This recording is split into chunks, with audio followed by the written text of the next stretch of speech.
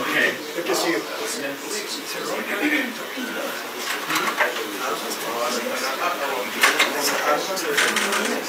Oh. Yes. Oh. Right. I'm thinking of it.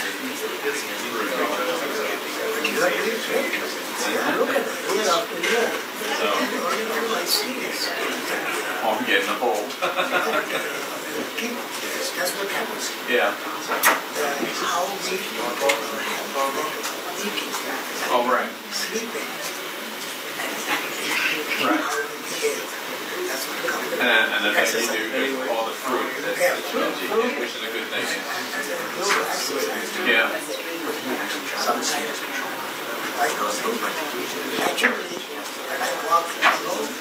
Yeah. I body walk the way down that hill. See you. Okay. Thank you.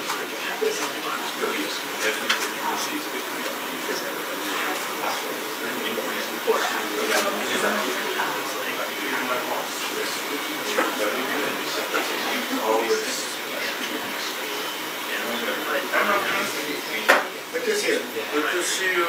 Always my pleasure.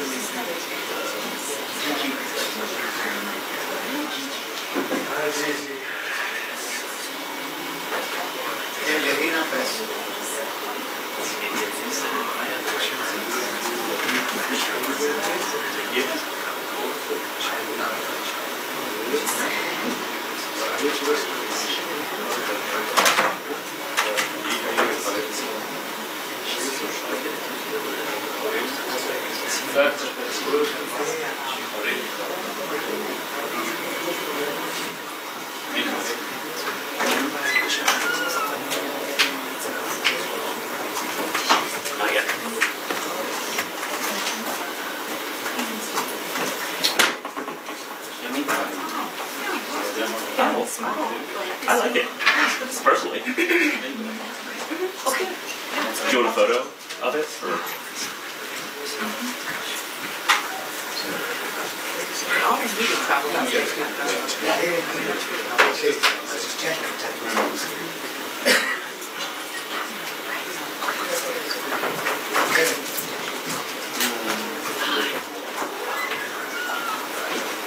James Dewey, right? How are you? It's really good to see you. Your vision. Say it. So if they thought about it, I decided one or the other. Yeah. Nice.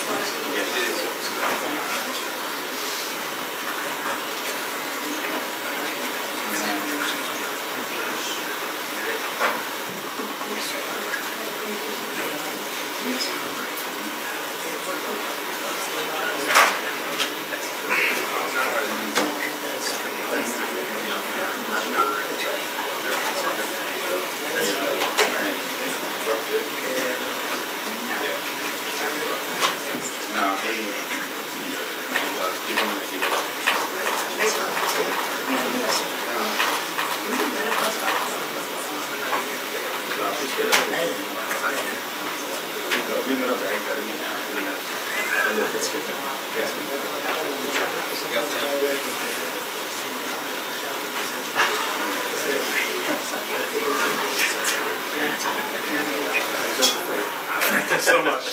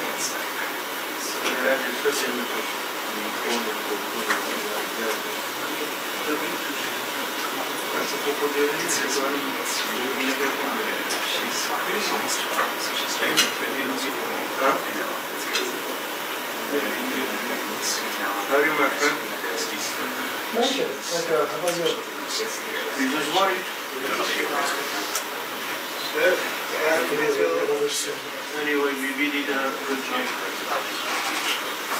At least with something. At least he did something. We love him, we support him. He was one of the army. Decision. What do you think about this decision?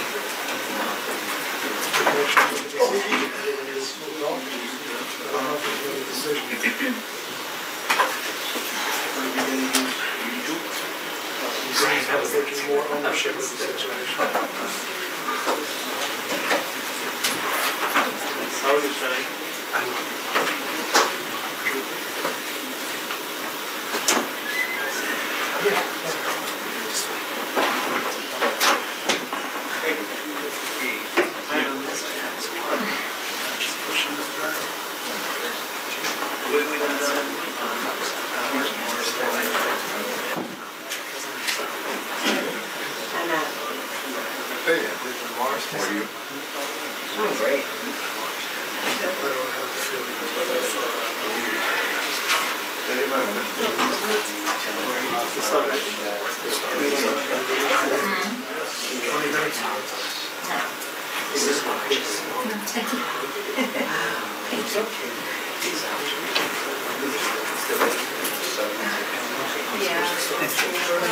Sorry.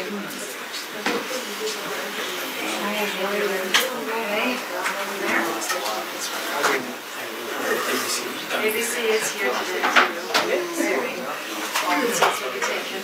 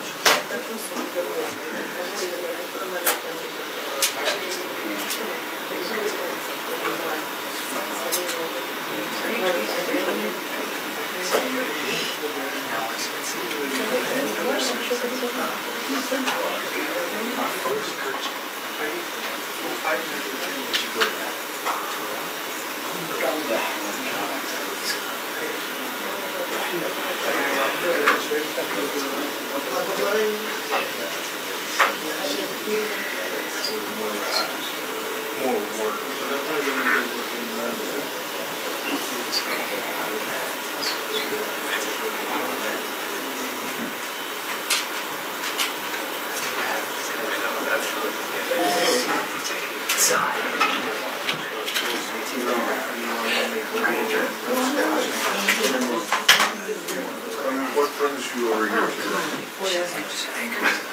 Go ahead.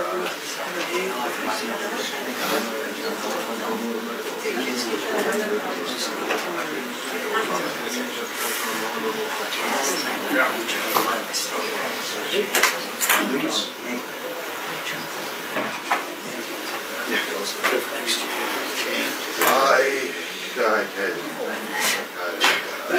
the heartbreaking. They look good.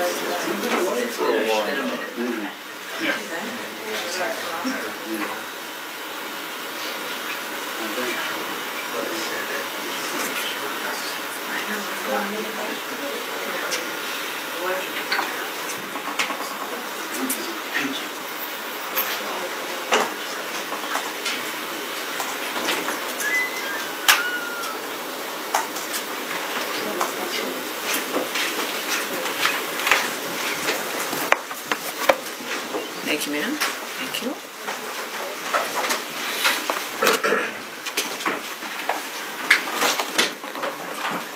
Hi, everyone. Hi. Welcome back. Appreciate you being here. Thank you.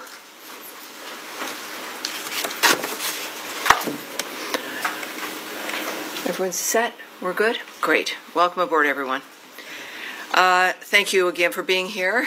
For generations, the Middle East has been dealing with the world's largest state sponsor of terrorism, with the attack on Israel on October 7th by Hamas, reminding us of what's at stake.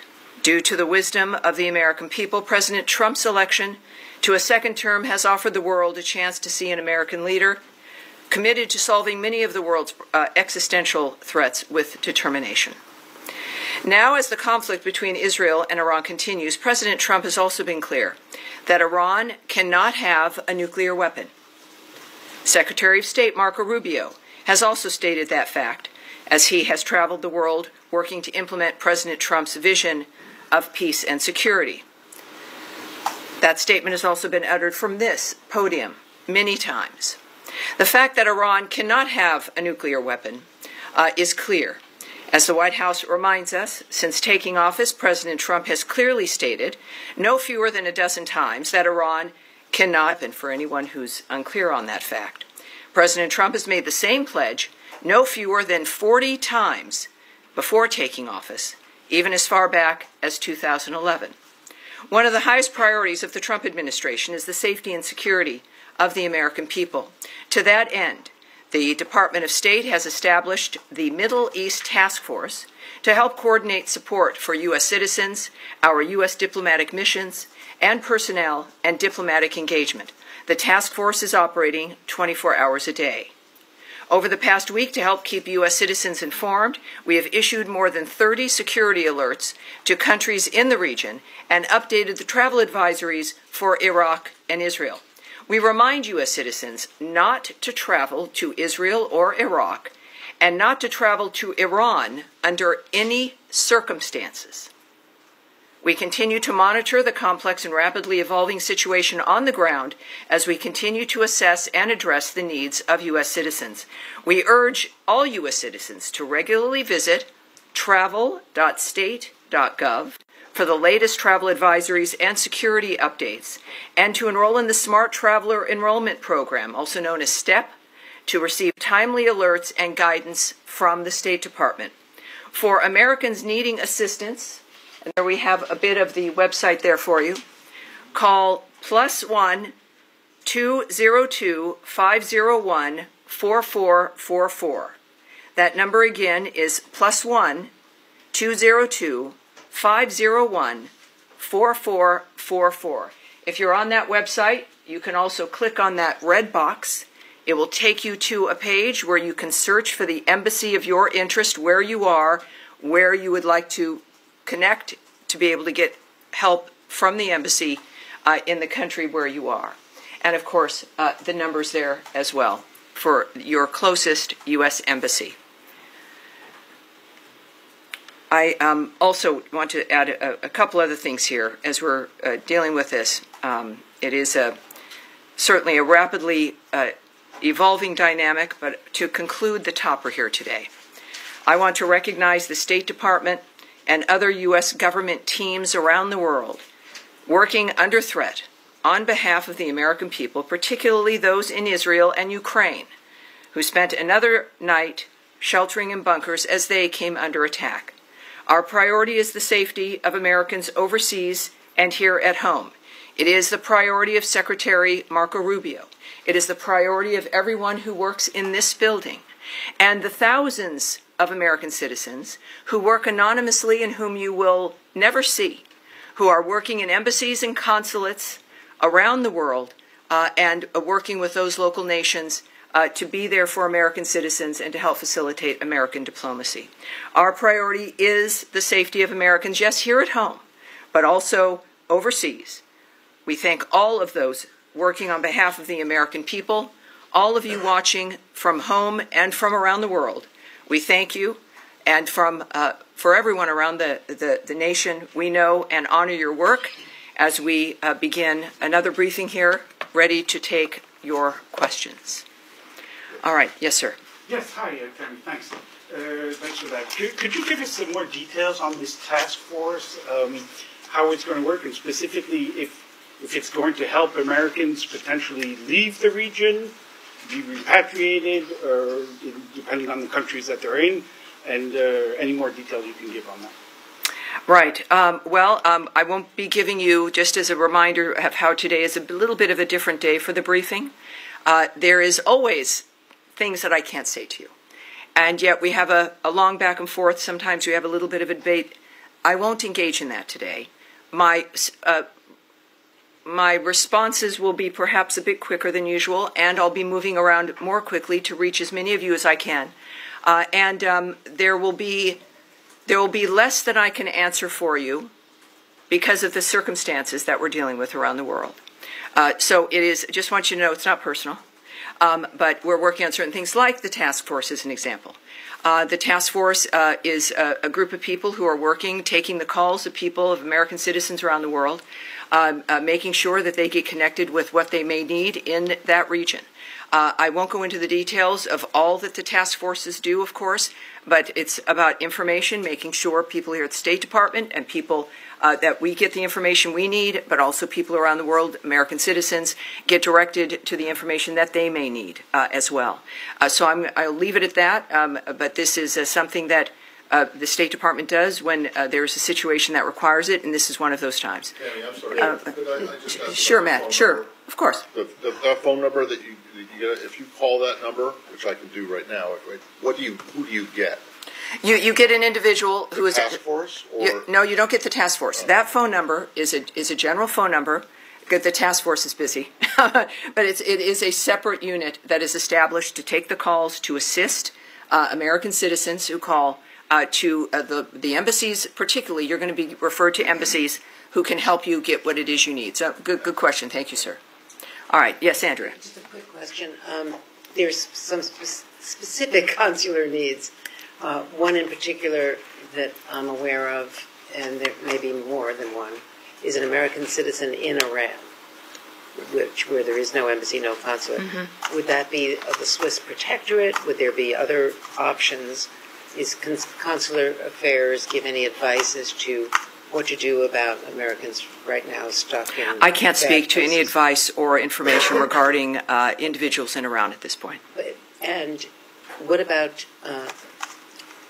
American Israelis or Israeli Americans either wanting to come out or wanting to get back home? El Al, I believe, has resumed flights in some small measure for people who, some people have kids in Israel and they were visiting the States. Mm-hmm.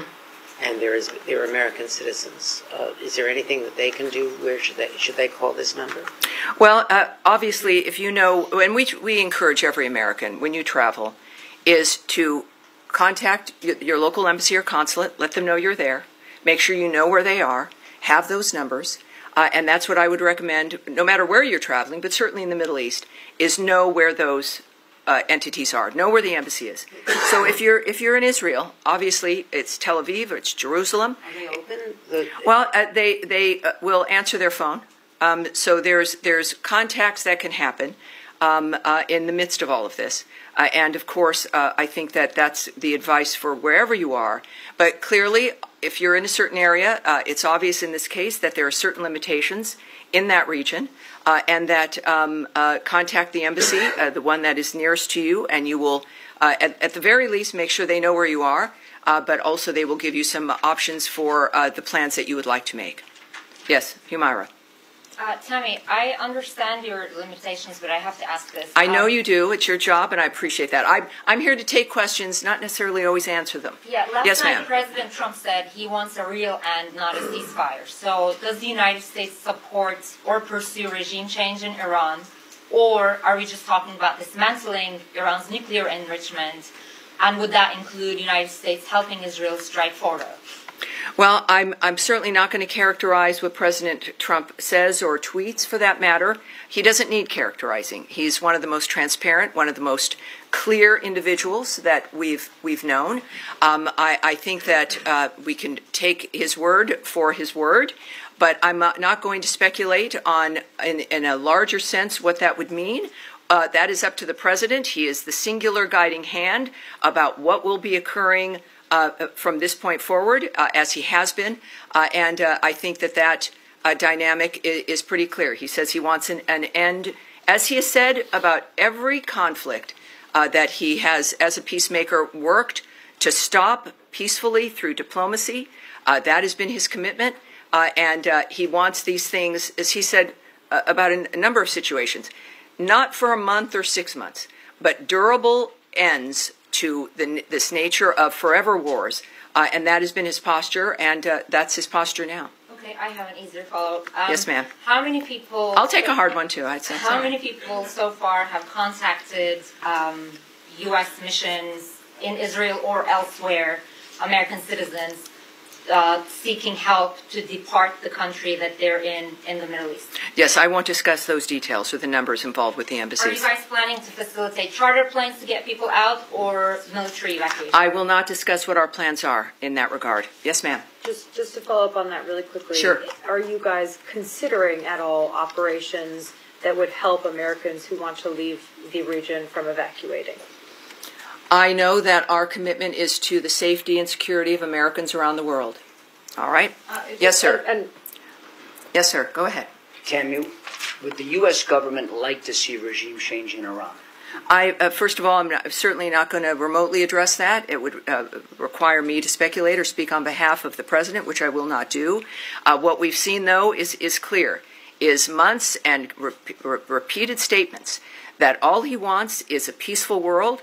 His activity and the nature of the actions that the United States has taken and his special envoys have been rooted in one thing, which is negotiations, looking for diplomatic solutions to generational problems that he wants solved diplomatically.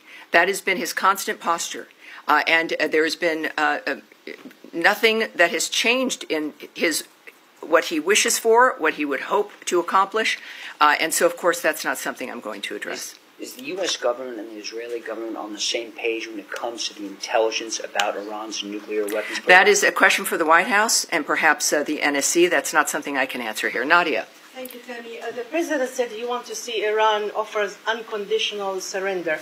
I'm not going to ask you to comment on the president's statement, but I'm going to ask you if the secretary is involved in any kind of diplomatic missions with his allies, with the Germans, with the French, trying to offer something to the Iranians as a way out.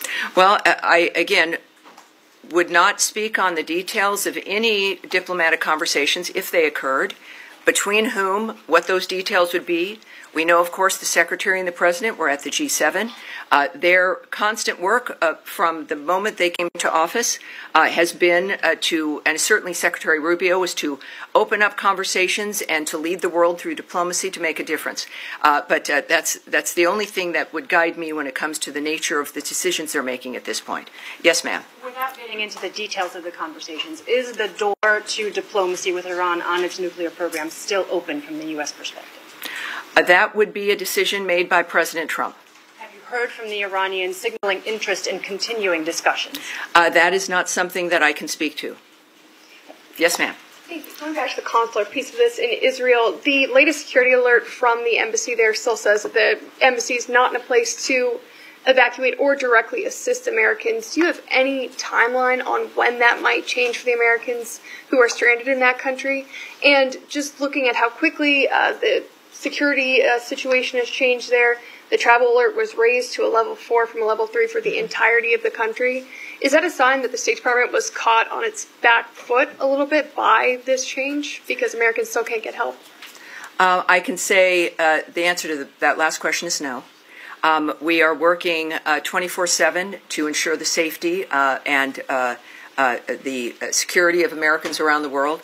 I can say that the Department of State is always planning for contingencies to assist private U.S. citizens' departure from crisis areas, and we will alert the U.S. citizenry community if there is and when there is additional information to share regarding their options during any crisis, but certainly this one as well. When it comes to how quickly people can expect a dynamic, the American government, the State Department, our militaries, you've seen all of these assets, all of these departments involved in this dynamic in one fashion or another, are working exclusively for the safety of this nation and the safety of the American people, wherever they may be. Yes, sir. Thank you, Tammy. At the top, you said that you're advising U.S. citizens not to travel to Israel or Iraq or Iran under any circumstances. Do you have any more general guidance for Americans in the Middle East, more broadly as a region? Are there other countries that you're advocating people depart from? Well, at our website, we have our travel alerts. We also have moved them on our State Department Twitter, our social media accounts. Those are for the public to see. Would there be, what is the specific one for people to look to if they want to look for specific country travel alerts? Is it travel.state.gov? So travel.state.gov, and you will see every travel alert there for you, depending on if you're going to be traveling. It does not just for the Middle East, or if you're in a country right now, you can get your information there. Yes, sir. Again, two questions. In your topic, you also recognize American diplomats serving in Ukraine and Israel who spent another night in a bunker. Yes. But one of American citizens happened to be killed by the Russians last night in Ukraine. Do you have any comment on will the U.S. government act to protect American citizens in Ukraine? Yes, we are aware of last night's attack on Kyiv, which resulted in numerous casualties, including the tragic death of a U.S. citizen. We condemn those strikes and extend our deepest condolences to the victims and to the families of all those affected. The President, in the recent past, has made his thoughts clear about striking the civilian areas in that regard. And just to reiterate again, which is at the thread throughout all of the work that we do, is the Department has no higher priority than the safety and security of U.S. citizens abroad, and we can confirm the death of a U.S. citizen in Ukraine, and we stand ready to provide all possible consular assistance.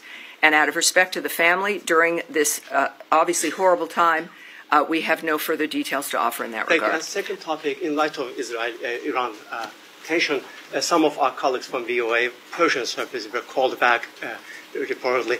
How much do the events of the past few days signify the role of VOA and other outlets to counter these narratives from U.S. enemies? Yes, I'm not going to go into the details of what we're doing when it comes to communications into that region or into specific countries. Yes, sir. Thank you, Tammy. Two Iran-related topics. Number one, the administration kind of kept this conflict between Israel and Iran at arm's length over the first few days. And now, since last night and especially into today, we're hearing the president say, we more. We have control over the skies. We know where the supreme leader is. He's kind of taking more ownership of the situation directly. Is that feeling trickling down to this building as well? Is there more of an ownership of the situation in the State Department as well? Well, I again can't characterize the feelings of the President of the United States. We know that he is our lead. We know that he is the guiding hand. We know that he is one of a few who know all the details, and he is clearly has a mission and an agenda that has involved diplomacy and changing the world for the better for people. In the meantime, of course, things change. Our experiences change. He's making comments that are a reflection of what what matters to him, and of course, what matters to the President matters to the State Department and every other department. I think that it is fair to say that his leadership and his re-election to the second term was because people here in the United States were tired of the status quo, and what the world has seen is a peacemaker and someone who can make a difference, and that's what they're looking forward to. Question. Can I get in one more? One more. There's no special envoy for Iran several key locations in the Middle East don't have a confirmed ambassador. We speak often about the day after situation in Gaza. What about the day after situation in Iran? Is the State Department ready for it? Well, the State Department and the Trump administration, while you may not see things immediately, just because it's not maybe in the news or you're not present for things that occur, doesn't mean they're not occurring. I would remind everyone that the State Department, as I've found out, is sort of like the military. It's 24/7. It is not something that is a basic 8 to 5 dynamic. And it's because people are working around the world constantly. It is literally their mission. Personally, their work is what they do and are committed to. So while you may see a certain thing in a static framework, it doesn't mean that we have not worked on that or are not working on that or that things will begin to happen. So it's just a reminder that it's not about the day after. We are working before, during, and after. It is the anticipation of people with history and an experience when it comes to the history, not just of a building and of a department of the United States, but the history of people working on diplomatic issues throughout the world. And they work for this department. They are committed to those issues, and that is what makes the State Department so effective, in addition to the leadership that is afforded by Marco Rubio, as guided by Donald Trump. Yes, sir, you've been waiting. Tammy, the NATO summit is in The Hague next week. Yes. President Trump and Secretary Rubio came back early from the G7 summit because of the nature of what's going on in the Middle East. If this situation is still unfolding next week, should we expect some kind of changes to the delegation, changes to travel? Should we be anticipating that if the situation is still ongoing? You know, I can't tell you if anything will change. I know it has not so far. But as we have experienced from day to day or even sometimes hour to hour, things do change. This is a very dynamic event. We've all had our special situations that we're interested in, and we all want diplomacy to work, and we've been cheering on summits and ceasefire discussions, etc. This is something that is moving, as things tend to, very rapidly. So I would say that anything is possible. But at this point in time, that is still certainly on the books. But that's going to be obviously that's a presidential trip. That's going to be up to the White House, and I'm sure will be affected by their decision making based on what they see. Yes, sir. Thanks, Tammy. 2 questions, please. First of all, can you tell me, sir? Yeah, Alan Fisher from Al Jazeera English. Very good. How do you do? Fine, thank you. The U.S. intelligence assessment on March 26 was that Iran was not working towards a nuclear bomb. What's changed? That the U.S. position seems to be that it was very close.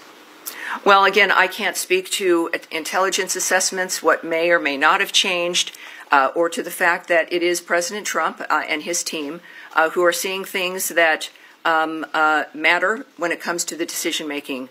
And I think that that's what's happened here. Second question is, if the president in his first term was willing to give the Taliban 18 months to come up with a deal, why was there only 60 days given to the Iranians to discuss something which is much more complicated? Again, I'm not going to discuss the details of the decisions made by the president. Andrea? No, I'm just saying that was Tulsi Gabbard's testimony in open session to the committees. Well, yes, and as I've noted, today is not that day. Next, yes? Yes, sir. Tie in the white shirt. Is that, were you just suggesting that Andrea, we're moving on, please. Let's please be able to manage this. Sir, in the back there. Thank you. My question is, the other week we were talking about the negotiations between Iran and the U.S., and the president was very optimistic about it. And now drastically everything has changed, and we are talking almost about a full-scale war between Israel and Iran.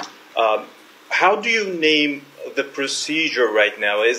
Has the negotiations failed, or how can we name it? My second question will be, the Iranian state TV has been targeted by the Israeli Air Force. How do you see that? Do you see a state TV channel as a legitimate target? Well, you'd have to ask Israel about their decisions when it comes to the choices with what they strike and what they don't. And on your first question, which now is already, what was your first question? My first question, after all this, after these escalations, how do you name? Oh well, the I would say that you would look to the President of the United States for how he is characterizing what has occurred, and he is very open and transparent with that, and does it with his many conversations with the media and also on Truth Social. He is clearly accessible, certainly with his remarks, and he has said a number of things on social media that I think might answer your question. Yes, Saeed. Thank you. Very quick question on Gaza. Can I do that? Of course. Well, yeah. Are we continuing well, still? I will come to you on Gaza, Saeed, I promise. But let's continue with the topic at hand. So, yes, sir, in the back. Thank you so much, Tommy. Two questions. One question on Iraq related to Iran. Iranian-backed group Qatar Hezbollah threatens the U.S. against interfering in the Israel-Iran conflict, which they said any American intervention in the conflict would prompt the group to target the U.S. interests across the region. How have you reached to the Iraqi government, and what's your message to these groups? And the second question was the State Department's assessment of diplomacy. Have you put diplomacy on a side, or you still believe that diplomacy can work with Iran? Well, again, I'm not going to comment on the nature of how the White House or the President or the DOD will respond to certain remarks or demands made by someone. So you'll have to ask the DOD regarding their reaction in that regard. I would also, though, I know that the President's Truth Social, he's made it very clear, even I think today, and I think I've got that right here. This is, again, one of the things we've learned about President Trump is that when he tweets, when he speaks, the world watches, and it's the most clear framework that we can learn of his approach. He has,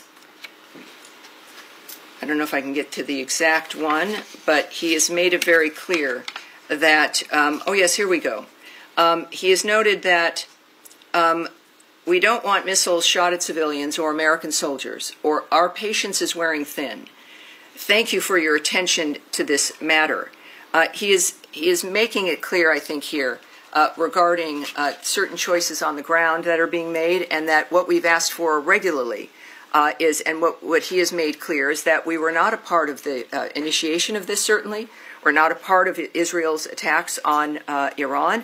That I think was stated very clearly by both Secretary Rubio and the President.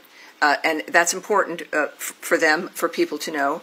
And in this case, of course, the President has made it clear that if Americans are hurt, or in this case, a missile shot at civilians or American soldiers, that there would be a repercussion. I think that would not be surprising. All right, we'll go back. Well, more on Iran. We'll close with you, sir. Could you tell us about the role of partner countries in mediation efforts with Iran, like Mohammed bin Salman of Saudi Arabia, Qatar, and UAE? President Trump recently concluded a successful trip to the Middle East. So what can you tell us about the role of these partner countries? Well, it's clearly he went with a goal in mind. He makes deals. He's the best deal maker in the world. These partners in the Middle East that we have, they understand clearly our intentions and what our goals are. Thankfully, again, to the approach and the style of President Trump. So it's, I think that when it comes to, again, the best person who could explain his feelings and thoughts about what's accomplished on any issue is the President himself. So I'd refer you back to what he writes and what he is posting on, I think, a very regular basis, which is helpful to people like me, and I think to the world at large as well. Despite Israel's concerns, can I one more? Despite Israel's concerns, President Trump is still trying to negotiate with Iran for a nuclear deal, showing that his priority is peace in the region. President Trump has once again recently offered to mediate on Kashmir, but the Modi government says that they don't need Trump's help. Does President Trump need Modi permission to bring peace in South Asia by resolving the Kashmir issue? Well, yes, this is every country, as President Trump has stated, is a right to define its own future. He offers his help, and it's up to whoever he's offering it to whether or not they'll accept it. We live in a fascinating, exciting time where we've got a man who can make the difference, and he's generous about making that difference. He could have chosen to have this term be about anything other than peace and making America great again. But he's stuck with that. He's committed to that. It is part of his overall commitment to the country. So I would not speak to the nature of another country's decision-making. That's up to them. But I think all of us are grateful that we have a president who's willing to help and wants to help. Now, you have one more in Iran, and then we'll go to Saeed.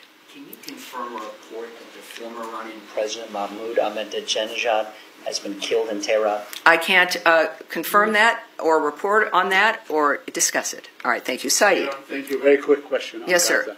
In the last 48 hours, or the last 3 days, dozens of Palestinians have been killed at the aid centers and so on. Is, with everybody focused on Iran, this situation still garner some interest or attention from this building or from the United States of America? And are you urging the Israelis to hold off whatever the amount of firepower they're firing at these aid seekers? Well, we of course are always saddened to hear reports about any mass casualty situation or shootings. I don't know who isn't, no matter what the dynamic. The IDF has said a particular incident is under review, and that is helpful, and we'll see what their review comes up with. And in the meantime, I think it is important also when it comes to the nature of the efforts to get aid and food to the Gazans. We now know, can report that the Gaza Humanitarian Foundation now is working at 4 distribution sites and has distributed nearly 26 million meals to date. So it is, again, a conversation about whether or not the State Department cares. Every day there's a demonstration. And when we think about the State Department, it's people. It's people who've committed their lives to a diplomatic life, to a life of foreign service, to a political life, to try to make the difference for the world. So we see that manifesting here. And as we also know with today's events and today's conversations, there's a reason why we need people like President Trump and the American commitment to peace abroad. All right? Yes, go ahead. Yeah, it's been reported over the weekend that the Secretary of State Secretary, actually the President, yes, would expand the travel ban to 36 other countries. A lot of them, from what I understand, are in Africa. There's already 19 countries that are affected by the travel ban to a different extent. Can you share any details, elements you have on this plan? I'm going to speak a little bit about it, not into the detail of what about the decision making or the process in that regard, but we are, of course, committed to protecting our nation's citizens by upholding the highest standards of national security and public safety through our visa process in particular, as laid out in President Trump's Executive Order 14161, protecting the United States from foreign terrorists and other national security and public safety threats. The visa adjudication process has got to ensure that U.S.-bound foreign travelers do not pose a threat to the national security and public safety of the United States. That is, I think, a very low bar, and is a bar that every nation should be able to adopt. To protect the national security and national interests of the United States and its people, the Department of State and other U.S. government agencies assess other countries' security capabilities, information sharing, and identity management practices, exploitation of the U.S. visa system, such as overstay rates, and failure to facilitate the repatriation of their removable nationals. So, noting where a country, perhaps as you did, is located, the geo-position, the actual location of a country, is not a factor, or what continent that country is on. These are about very specific aspects about whether or not the United States feels it can trust the information we rely on those countries for to determine whether or not they'll get a visa. We don't, we rely on the vetting and the presentation of information from other nations in order to say, yes, you can, or you can't come. In this particular instance, I think that it's clear as we're looking at providing a period of time, countries being told, if they don't get to that point where we can trust them, and they've got to change the system, update it, do whatever they need to do to convince us that we can trust the process and the information they have. So that is the goal of this.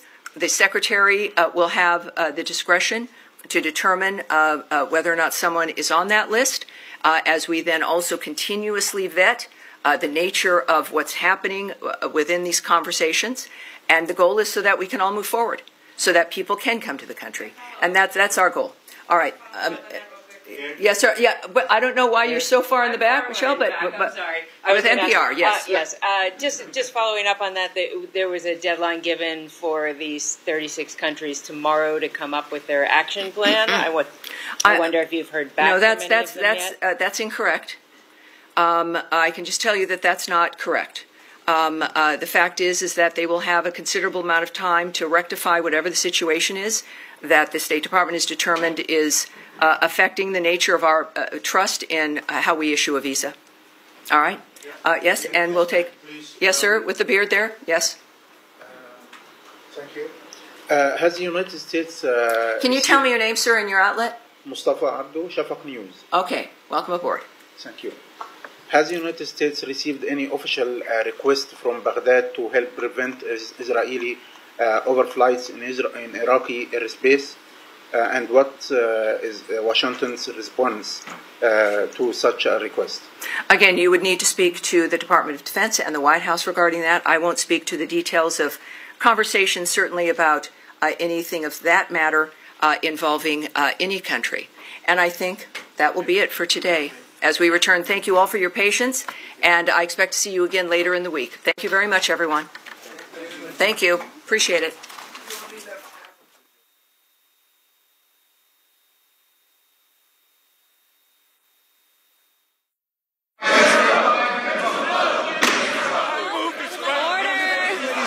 In a nation